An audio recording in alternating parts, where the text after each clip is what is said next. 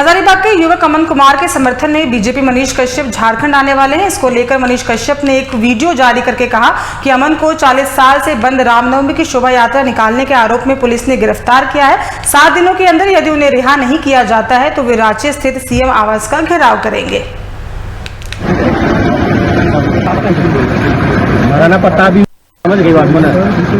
हालांकि जब मैं मदुरई जेल में था तो अमन बाबा जो है मेरे से मिलने आए। इनकी माँ ने भी मेरे लिए वीडियो बनाया था, इनका बेटा ने भी मेरे लिए वीडियो बनाया था। बाबा के लिए एक भाई के रूप में मैं खड़ा रहूंगा।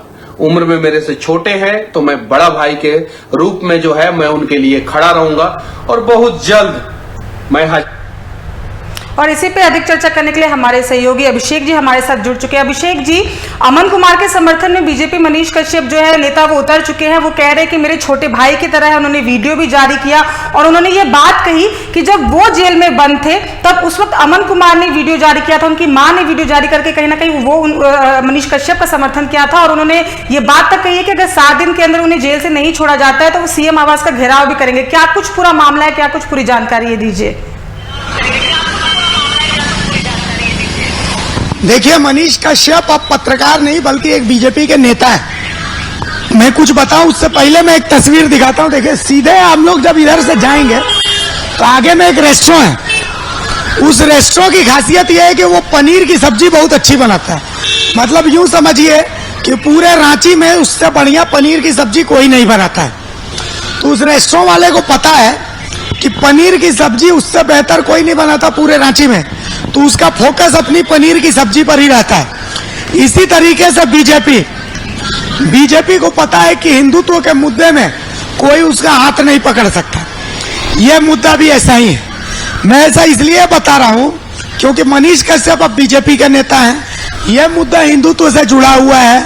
मनीष कश्यप और बीजेपी दोनों जानते हैं कि इस मुद्दे पर वो लीड ले सकते हैं। मनीष कश्यप के वीडियो को जब आप सुनिएगा तो उसमें मनीष कश्यप कह रहे हैं, वो कह रहे हैं कि भाई जब वो जेल में थे तो अमन कुमार नाम का ये लड़का उनके लिए स्टैंड ले रहा था, तो अब अमन कुमार के लिए वो स्टैंड ले रहे हैं क्योंकि अमन कुमार ने कोई क्राइम नहीं किया। 40 साल से जो शोभा यात्रा बंद थी उस शोभा यात्रा को अमन कुमार ने निकाला है। और झारखंड जैसे धर्मनिरपेक्ष राज्य में, भारत जैसे धर्मनिरपेक्ष देश में क्या एक शोभा यात्रा निकालना अपराध है? पुलिस का पक्ष यह है कि शोभा यात्रा निकाले जाने से पहले पुलिस और प्रशासन से परमिशन लेनी चाहिए थी। वो परमिशन नहीं ली गई। लॉ एंड ऑर्डर का यहाँ मामला हो सकता था, इस लॉ एंड ऑर्डर के मामले की अनदेखी की गई, तो इसीलिए अमन कुमार को अरेस्ट किया गया है। अब मनीष कुमार का कहना है कि अगर अमन कुमार को नहीं छोड़ा जाता है तो वो हजारीबाग पहुंचेंगे, अमन के परिजनों से मिलेंगे और झारखंड का सीएम हाउस जो रांची में, उस सीएम हाउस का घेराव भी करेंगे। तो मनीष कश्यप को पता है कौन से मुद्दे में वो पारंगत है और वो उसी मुद्दे के साथ वॉलीबॉल खेलने की तैयारी कर रहे हैं। जी साक्षी जी, अभिषेक जी, देखिए जब राम मंदिर का निर्माण हो रहा था तो उस वक्त मैं वहां अयोध्या में मौजूद थी, कवरेज करी थी। तो वहां पे भी मनीष कश्यप जब आए थे तो वहां पे लोगों ने, जब तब तो वो पत्रकार थे, फिलहाल अभी तो वो बीजेपी नेता हो गए, तब भी लोगों ने उनकी बहुत आलोचना की थी क्योंकि वहां पे अयोध्या में जो घर टूट रहे थे, जो सड़क टूट रही थी, जिन गरीबों का आवाज छीना जा रहा था, वो उस मुद्दे पर कभी मुखर नहीं नजर आए। क्योंकि देखिए, बिहार की जब वो राजनीति करते थे तो अक्सर ऐसा देखा जाता था कि वो गरीब गुरबा की आवाज उठाते, लेकिन जब वो योगी के शहर उत्तर प्रदेश में आते तब वो आवाज जो होती है, उनकी वो एंगल होता है वो चेंज होता था। तो ये तो जो उन पे आरोप हमेशा से लगते आ रहे, लेकिन अब वो नेता हो गए। अब आपने जैसे कहा कि मुद्दों को जो भुनाने वाली बात होती है वो कैसे भुनाना है वो उनको बहुत सही से पता है। लेकिन जिस तरह से पुलिस प्रशासन ने भी ये बात कही कि 40 साल से जो रामनवमी की शोभा यात्रा बंद थी, लॉ एंड ऑर्डर को देखिए मेंटेन करना बहुत बड़ी बात हो जाती है क्योंकि पहले भी कई बार ऐसा विवाद देखने को मिला है। तो पुलिस अपनी जगह सही है। और अगर हम मनीष कश्यप की बात करें तो कहीं ना कहीं उनकी जो भावनाएं जाग रही है फिलहाल, क्योंकि उन्होंने ये बात कही कि मैं जब जेल में बंद था, जब मेरे साथ कोई नहीं खड़ा था, तब कहीं ना कहीं इन्होंने वीडियो जारी किया था, इनकी माता ने वीडियो जारी किया था और मेरा सहयोग किया था। इसलिए कहीं ना कहीं वो इस तरह की बात करे कि अगर उन्होंने कोई क्राइम नहीं किया और अगर अब उनको रिहा नहीं किया जाएगा तो स्ट्रिक्ट से स्ट्रिक्ट एक्शन लिया जाएगा। देखिए, मैं फिर वही बात कह रहा हूं कि उन्होंने क्राइम किया या नहीं किया ये तय करने वाले हम आप मनीष कश्यप कोई नहीं होते। मनीष कश्यप को लग रहा है उन्होंने क्राइम नहीं किया। मनीष कश्यप इसको ये एजेंडा दे सकते, हो सकता है कि उन्होंने श्री राम की शोभा यात्रा निकाली इसलिए उनको अरेस्ट किया गया, जबकि कानून का पक्ष ये है कि शोभा यात्रा निकालना गुनाह नहीं है, शोभा यात्रा कोई भी निकाल सकता है, लेकिन उससे पहले चूंकि हजारीबाग एक बहुत सेंसिटिव इलाका है, वहां पर हमेशा लॉ एंड ऑर्डर की जो शिकायत होती है वो होती है। पुलिस प्रशासन की अपनी लिमिटेशन है। अगर आपको शोभा यात्रा निकालनी है तो पहले पुलिस और प्रशासन से परमिशन लेनी पड़ेगी। मैं आपको बताता हूं, देखिए एक कहावत है कि भूखे पेट न भोए भजन गोपाला।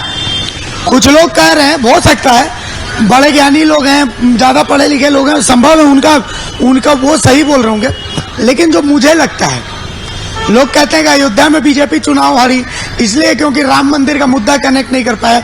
मुझे ऐसा नहीं लगता है। घर टूटने के कारण लोग हार गए, मुझे ऐसा नहीं लगता। देखिए क्या होता है, आप आलू और गोभी की सब्जी बनाते हैं, उसमें मसाले बहुत अच्छे डालते हैं, तो मसाले जब आप बहुत अच्छे डालेंगे तो बेसिस तो आलू और गोभी, आप आलू गोभी ना डालें तो क्या आपकी सब्जी अच्छी बनेगी? बीजेपी के सांसदों ने, एक भी सांसद, चंद मुट्ठी भर सांसदों को अगर छोड़ दें, एक भी सांसद इनमें ऐसा नहीं था जो अपने काम के बल पर वोट मांग रहा था। जो काम के बल पर वोट मांग रहा था वो घमंड में चूर था। भाई आप राजनेता को शिष्ट होना चाहिए, राजनेता को सर झुकाने वाला होना चाहिए, राजनेता को जनता के बीच खड़े होने वाला चाहिए। अयोध्या के जो सांसद थे उन्होंने क्या काम किया अयोध्या में? क्या आप सिर्फ मोदी का नाम लेकर के 15 साल सत्ता में रह जाइएगा? और सत्ता में तो आप अभी भी हैं। जनता ने यह संदेश दिया कि सिर्फ राम मंदिर नहीं, रोजी रोटी रोजगार, इसको फिर भी आपको चर्चा करनी पड़ेगी। Hindutva icing on the cake है, लेकिन साथ में जिस काम के लिए आपको लाया गया है, हर काम मोदी ही करेंगे तो कैसे होगा? अरे आप सांसद हैं, आप जाइए हमारे, अब जैसा रांची में मुस्लिम वोट बीजेपी को बिल्कुल नहीं पड़ा, महतो वोट बीजेपी को बिल्कुल नहीं पड़ा, बहुत कम पड़ा। तो ये संदेश था कि हमारे भी आप सांसद हैं, हमारे मुद्दों को भी आपको सुनना पड़ेगा। मोदी मोदी मोदी करते करते आप पास नहीं होंगे। ठीक है, अगर गलत तरीके से अरेस्टिंग हुई अमन कुमार की तो आवाज उठाई जानी चाहिए, लेकिन पोलराइजेशन का खेल नहीं खेला जाना चाहिए। सोशल मीडिया का जमाना है, हर आदमी इंटरनेट यूज करता है।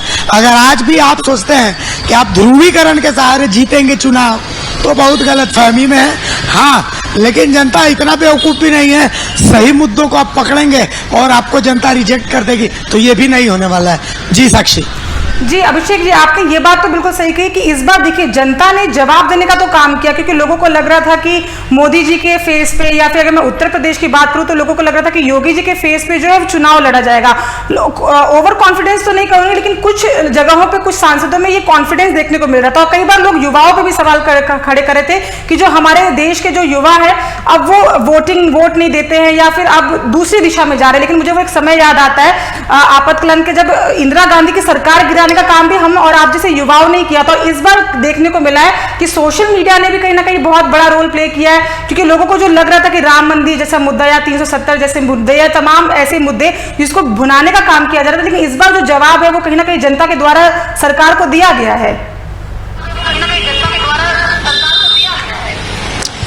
देखिए, इलेक्शन जो है ना, इसकी स्टडी बड़ी कॉम्प्लेक्स होती है साक्षी। हर सीट पर एक लड़ाई चलती है, लड़ाई चलती है राष्ट्रीय मुद्दों और जो क्षेत्रीय मुद्दों हैं उन दोनों के। पिछले 2 बार के चुनाव में जो राष्ट्रीय मुद्दे थे वो जीते तो बीजेपी जीती। इस बार के चुनाव में जिन सीटों पर क्षेत्रीय मुद्दे जीते वहां पर बीजेपी पीछे थी, जिन सीटों पर राष्ट्रीय मुद्दे जीते वहां पर बीजेपी आगे थी। ग्रामीण इलाकों में क्षेत्रीय मुद्दे जीते तो बीजेपी पीछे थी, शहरी इलाकों में राष्ट्रीय मुद्दे जीते तो बीजेपी आगे थी। राष्ट्रीय मुद्दा क्या था? राष्ट्रीय मुद्दा था राम मंदिर, राष्ट्रीय मुद्दा था विदेशों में भारत का डंका, मोदी की इमेज। क्षेत्रीय मुद्दे अगर झारखंड की बात करें, सरना धर्म कोड, कुर्मी को एसटी का दर्जा, तो ये सब क्षेत्रीय मुद्दे थे। इन क्षेत्रीय मुद्दों में बीजेपी कहीं ना कहीं पीछे रह गई, बीजेपी पीछे रह गई तो बीजेपी वहां पर पीछे रह गई। तो यही सब चीजें बताए तो ये बहुत कॉम्प्लेक्स एनाटॉमी है। एसी कमरों में बैठ करके इस एनाटॉमी को हम लोग नहीं कर सकते। इस एनाटॉमी को करने के लिए धूल धूप इसको फांकना पड़ता है। मैं फिर यही बात कह रहा हूँ, कि मनीष कश्यप की बात हो रही है। मनीष कश्यप को अपने आप को राजनीति में इस्टेब्लिश करना है। इस्टेब्लिश करने के लिए उनको मोटा मुद्दा, बड़ा मुद्दा चाहिए। झारखंड बिहार का मुद्दा चाहिए। इस मुद्दे में उनको वो चीज नजर आ रही है तो मनीष कश्यप इसमें इंटरेस्ट ले रहे हैं। और सच क्या है, अमन कुमार को गलत जेल भेजा गया है, सही जेल भेजा गया है, ये तो कानून का मामला है। इसमें कानून को जांच करने देना चाहिए। संविधान सबको इजाजत देता है अपनी अपनी बात रखने का। मनीष कश्यप ने बात रखी है, अब आगे आगे देखिए क्या होता है। जी चलिए, तमाम जानकारी के लिए बहुत बहुत धन्यवाद अभिषेक जी। हम आपसे इस विषयों पे चर्चा करते रहेंगे, आप हमारे साथ बने रहिएगा। तो आपको बता दें कि बीजेपी मनीष कश्यप झारखंड आने वाले हैं। इसको लेकर मनीष कश्यप ने एक वीडियो भी जारी किया है जहां उन्होंने कहा है कि अमन कुमार को 40 साल के बाद जो रामनवमी की शोभा यात्रा निकालने के आरोप में गिरफ्तारी की है, उन्हें रिहा कर देना चाहिए, नहीं तो वो बड़ी कार्रवाई कर सकते हैं।